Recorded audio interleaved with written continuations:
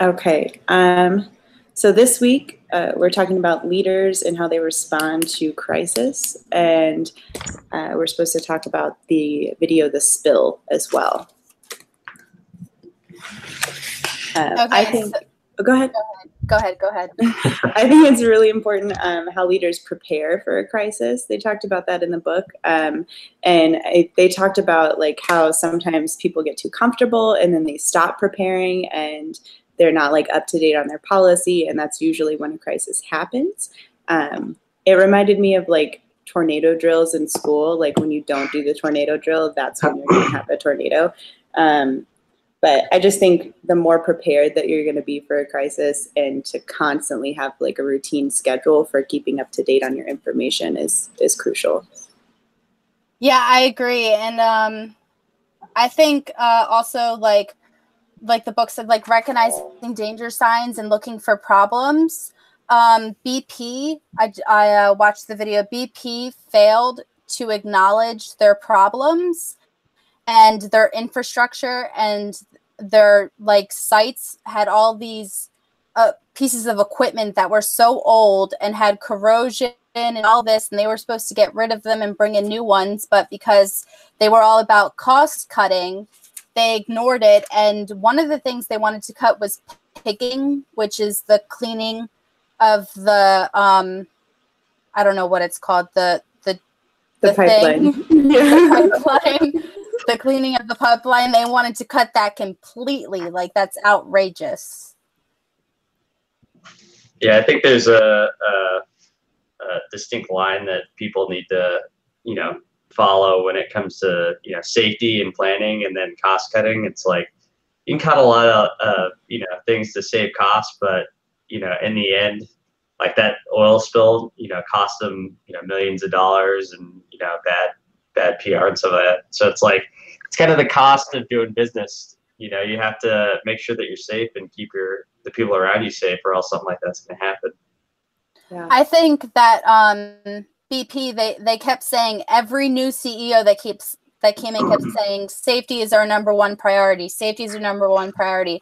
But then they would never follow through, and they had so much loss of life. It was like profit was more important than safety for them. And like, the one thing that really got me in the video was when a woman lost both her parents, and BP sent her a check for $25,000. Like, how for one of them? They didn't even acknowledge the other parent, like her mom. Yeah. They didn't acknowledge her.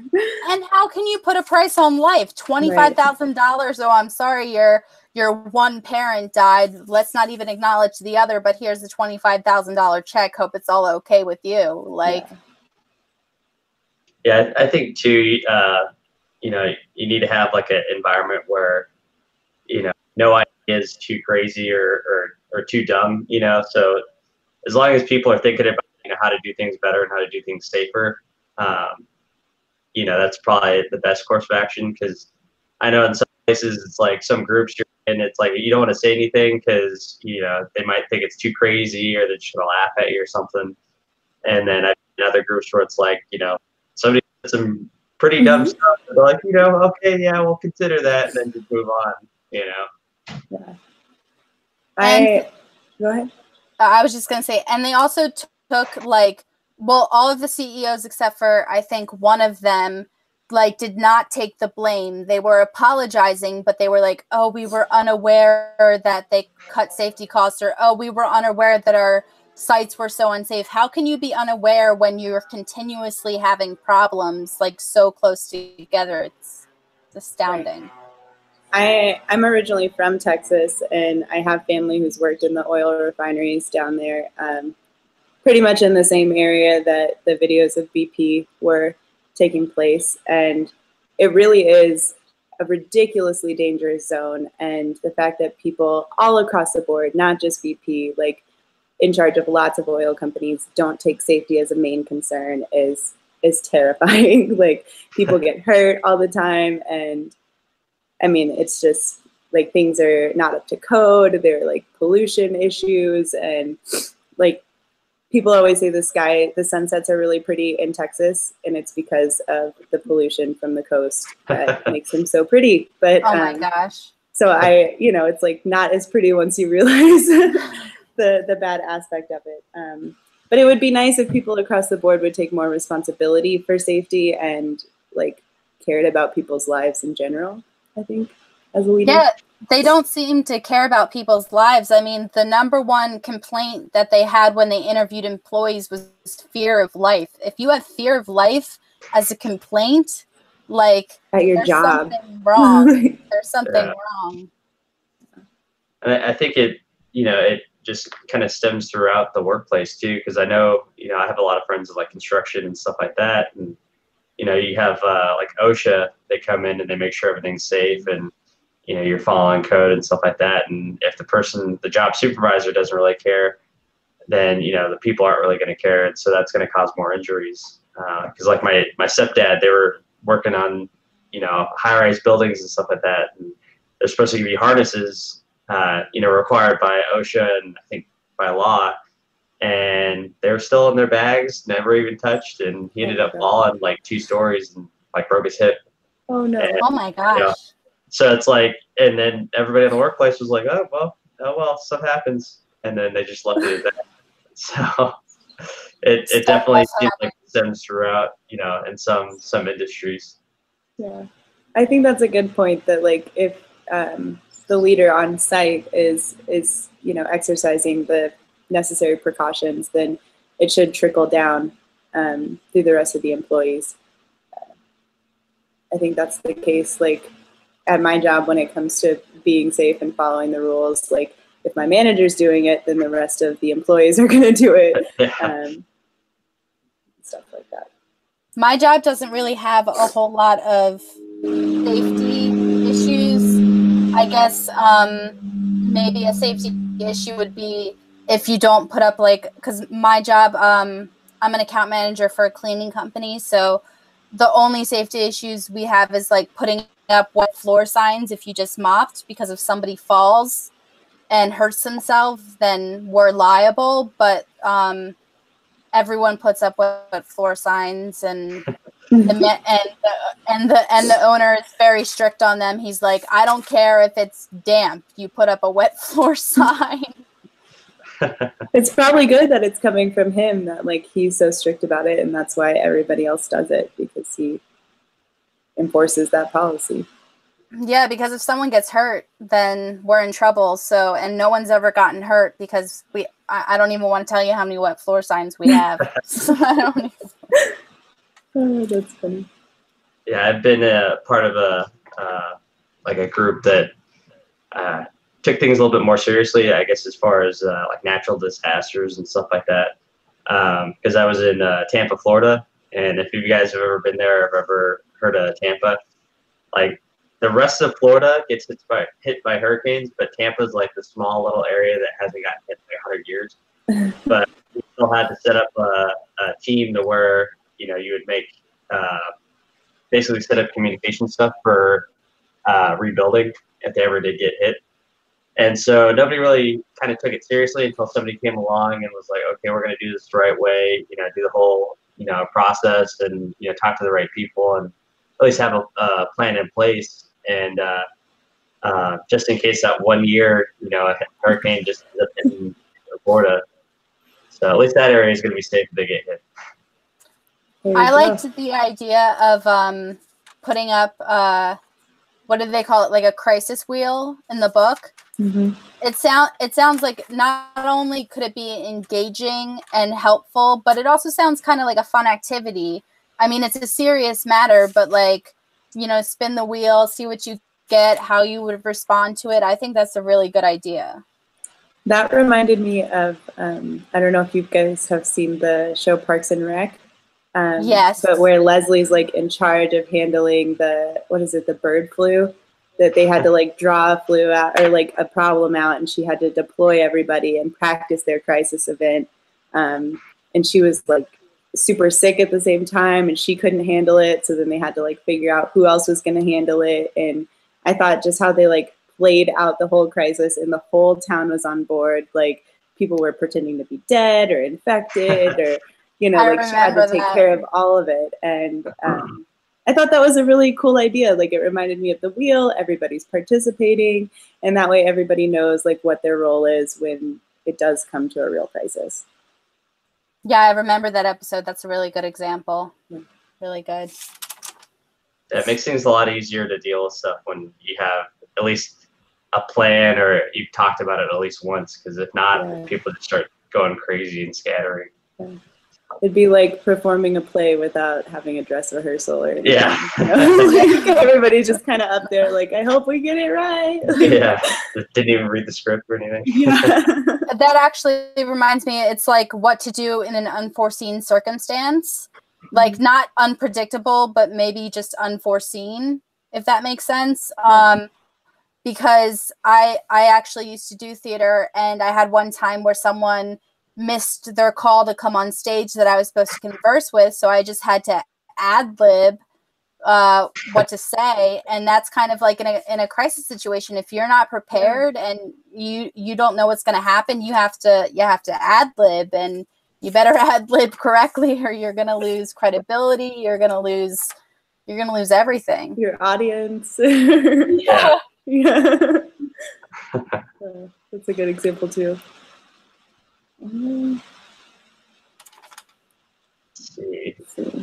But I mean, are there any other examples you guys thought of as far as like natural disasters or anything like that? Aside from like the oil spill? A natural disaster that we have had, because the company is based in Philadelphia, is one year we got a massive blizzard, and one of our employees had difficulty getting to work, and the problem was his car wasn't starting, and it was like swerving, and it was dangerous for him to drive. So we had to reschedule. I know that's not as big of a disaster as like a oil spill or a tornado or something like that. But when you can't drive your car and you're worrying about getting into an accident, that can cause problems. Yeah, definitely. I mean, disaster for them, I guess. Yeah. Right now, in parts of Colorado, there's a ton of wildfires happening because it's really, really dry out here. And the whole state, almost every time like I go camping or anything, there's all these signs that say like fire ban, please don't start a fire. Like, you can use a little like portable stove if you take one, but basically any fire could catch the whole forest on fire. And then firefighters from like different areas of Colorado are having to move down to go help them out because it gets out of control so quickly. And I think that like mitigating it by putting fire ban signs everywhere is doing a lot. But I really think that in general, the state of Colorado could do more to try to prevent the forest fires that are occurring, because it seems like almost every summer there's like a big cloud of smoke over the mountains, and it's really dangerous, not just for people who live here, but for the people who are fighting the fires, who are coming from different areas. And the poor animals. And the animals, the animals have to move. And I just think maybe if they made it a bigger deal, I don't really know how, maybe like advertise on the radio or like put it on like a commercial on TV or something, just like, we need more of Smokey the Bear, like to keep forest fires out. But I know it's also a big problem with people who are visiting the state of Colorado. Like even our family came to visit and we all went camping, and they were like, why can't we start a fire? And we're like, well, we don't want to burn the forest down. Like, so we brought like little lamps and stuff. And I think people just don't know what to do if they're out in the woods and it's really dark and they can't have a fire. Like they don't think to bring flashlights or a lamp or some other form of light. So it just kind of reverts back to a fire. But I think there's more like crisis management that the state of Colorado could do for these giant wildfires that we're having. Yeah, like when Arizona, that wildfire back a few years ago, when they had to bring in, all the firefighters from like different states and stuff like that, when it got really bad. And I know California is like the same thing. It's like you see the news and every other day there's like, oh, well, we got another 1,000-acre wildfire over here. Yeah.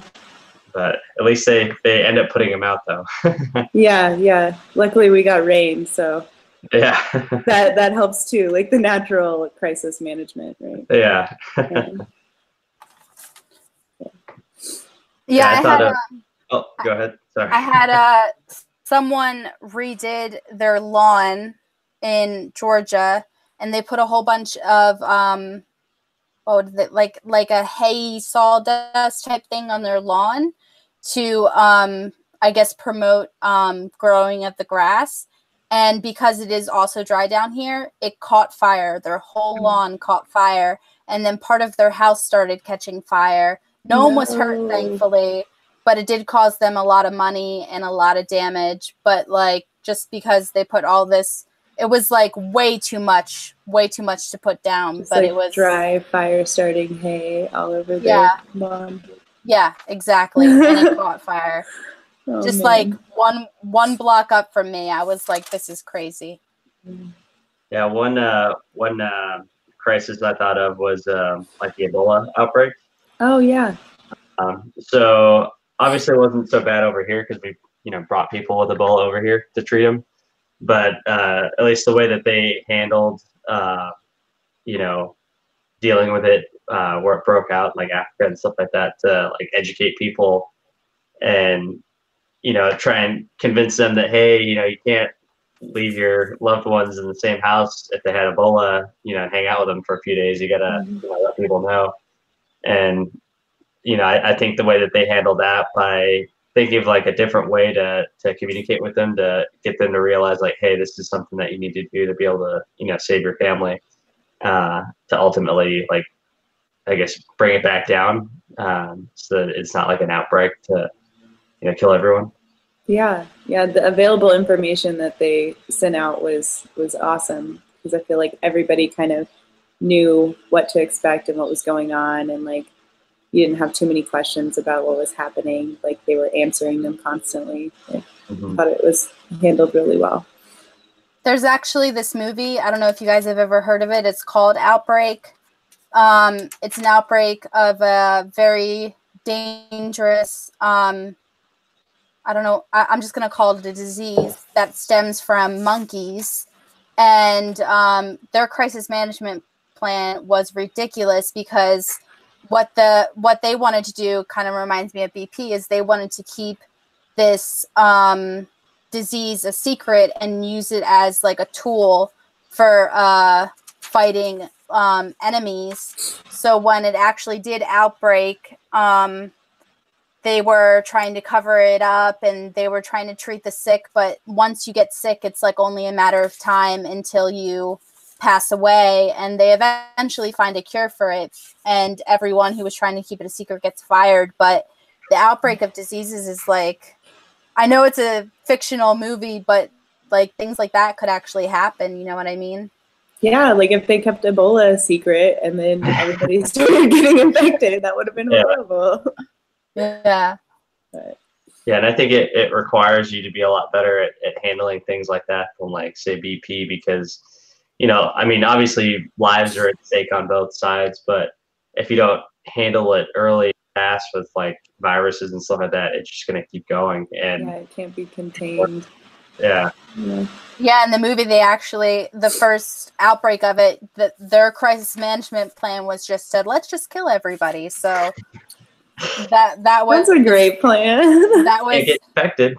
Yeah, and it was ineffective because it came back like years later. So obviously, that was a huge loss of life and an ineffective crisis management plan. There you go. Okay, I think we had a really good talk today. We've got everything turned in except our peer evaluations. So cool. It was nice talking to you guys this semester, and good luck with the rest of your schooling. Yeah, good luck, guys. All right. Good luck, everyone. Bye.